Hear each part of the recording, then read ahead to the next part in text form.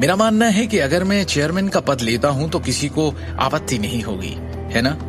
टोकस के ये शब्द एक ढोल की तरह लग रहे थे जो सभी के मन में गहराई से उतर गए, जिससे वो चुप हो गए। ये एक्विजिशन के दस्तावेज हैं, प्लीज आप सभी एक बार ध्यान से पढ़ लीजिए। इतने में वहां मौजूद सभी एक ही दिशा में देखने लगे और पीछे से करण निकलकर सामने आया। विक्रम ने उसे ज़हीन नजरों से देखा। मैं हूं करण नारंग, लेकिन मैं ये नहीं समझ पा रहा हूं कि आपको मुझसे क्या काम है मिस्टर विक्रम टोकस। करण ने झुंझलाहट भरी आवाज में ईमानदारी से कहा। अब मेरा मतलब है विक्रम सर। विक्रम ने बिना कोई प्रक्रिया दिए उससे पूछा, कंपनी में आपकी क्या पोजीशन है? और इतनी बड़ी कंपनी के मुलाजिम होने के नाते आपको इतना भी नहीं पता कि बिना बारी के बोलना सही नहीं? विक्रम ने यह कहते हुए करण की ओर अपनी ठंडी निगाह डाली और पास पड़ी मोहर उठाकर तेजी से करण की तरफ फेंकी। और जैसे ही वो सील करण के पेट से टकराई, उसके होश उड़ गए और उसे लगा जैसे उसे हथौड़े से मारा गया हो। जैसे ही उसके पेट से दर्द ऊपर की ओर बढ़ा, उसने बैठक से पहले खाया हुआ सारा खाना कॉन्फ्रेंस रूम की टेबल पर उल्टी कर दिया। करण गुस्से से भड़क उठा, क्योंकि उसे लगा था कि विक्रम ने उसके साथ अन्याय किया है और सबके सामने उसे अपमानित किया है। हालांकि उसने विक्रम को अपनी आंखों में शुद्ध घृणा के साथ देखा, लेकिन उसने विरोध का एक भी शब्द कहने की हिम्मत नहीं की। उसे अभी भी समझ नहीं आया कि रायजादा ग्रुप का ये सेक्रेटरी उसे क्यों निशाना बना रहा है। विक्रम ने धीरे से कहा, अब आप सब लोग मेरी बात ध्यान से सुने। मुझे पूरी उम्मीद है कि आप सब ने इस टेक ओवर के पेपर्स अच्छे से पढ़ लिए होंगे। हमारे रायजादा परिवार ने नारंग के आभूषण समूह से बड़ी संख्या में शेयर और संपत्तियां क्यों खरीदी, इसका कारण यह है कि हमने नारंग के आभूषण निगम की क्षमता को समझा और उसमें इंटरेस्ट दिखाया है, क्योंकि इसके पास महान विकास मूल्य है। इसलिए आप सभी शेयर होल्डर्स को फिलहाल के संकट में होने वाले नुकसान के बारे में चिंता करने की कोई जरूरत नहीं। हमारी टीम की व्यावसायिकता कंपनी को अधिक लाभ मूल्य बनाने की ओर ले जाएगी। सभी शेयरधारकों को केवल उस प्रणाली का सख्ती से पालन करने की आवश्यकता है जिसे मैंने संशोधित किया है और इसे पूरा किया है। भविष्य में हमारा व्यवसाय निश्चित रूप से अधिक ऊंचाई तक बढ़ेगा, पहले से कहीं ज्यादा। उपस्थित 20 से अधिक शेयर होल्डर्स ने सहमति में अपना सिर हिलाया।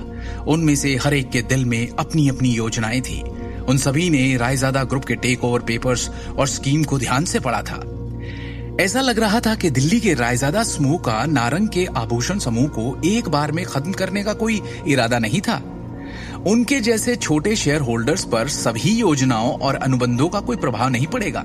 इस प्रकार वो अभी भी पहले की तरह प्रॉफिट में शेयर्स का आनंद ले सकते हैं। इसके अलावा इस योजना ने उन्हें परोक्ष रूप से रायजादा ग्रुप का हिस्सा भी बना दिया, जो अपने आप में बहुत बड़ी बात थी।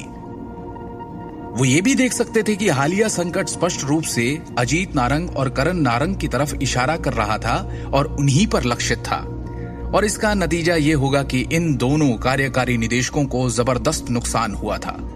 उन्होंने न केवल महत्वपूर्ण मामलों में बोलने का अधिकार खो दिया, बल्कि उनकी संपत्तियों और शेयरों की संख्या को भी भारी झटका लगा। वो अब तक सारी प्रेरणा और आशा खो चुके होंगे। हालांकि एक व्यक्ति जिसे सबसे बड़ी हार का सामना करना पड़ा, वो था नारंग परिवार का तीसरा भाई, अमिताभ नारंग। उन्होंने न केवल डायरेक्टर्स बोर्ड का सारा नियंत्रण खो दिया, बल्कि उनकी प्रतिष्ठा भी चरमरा गई थी। आज की घटना निश्चित रूप से दिल्ली शहर के पूरे व्यापारिक उद्योग में फैल जाएगी और उसे हंसी का पात्र बना देगी। ऐसा लगता है कि उसके लिए फिर से अपनी प्रतिष्ठा हासिल करना बेहद मुश्किल होगा। हालांकि अजीत नारंग और अमिताभ नारंग ने शुरू में बदसूरत भाव प्रकट किए, मजबूरी में सिर्फ एक मुस्कान दी और विक्रम की सराहना की और उसे बधाई देने के अलावा वो दोनों और कर भी क्या सकते थे। इस किस्से के करीब 6 घंटे बाद रात में हम जाते हैं एक 5 स्टार होटल के एक आलीशान से लग्जरी सूट में। उस कमरे का दरवाजा खुला और उसमें से विक्रम टोकस अंदर आया।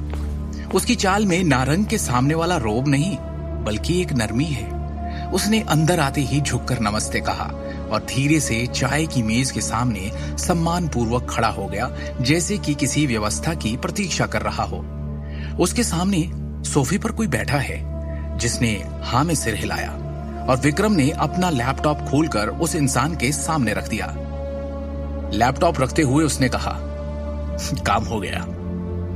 चाय की मेज पर रखे लैपटॉप पर एक वीडियो चलने लगा जो उसी दिन नारंग समूह की कंपनी की इमारत में हुई बैठक में जो कुछ हुआ था वही सब दिखा रहा था। आगे की कहानी जानने के लिए देखिए अगला एपिसोड सिर्फ पॉकेट एफएम के यूट्यूब चैनल पर और शिवम द हिडन वॉरियर के सारे एपिसोड्स को सुनने के लिए डिस्क्रिप्शन में दी लिंक से डाउनलोड करें पॉकेट एफएम ऐप।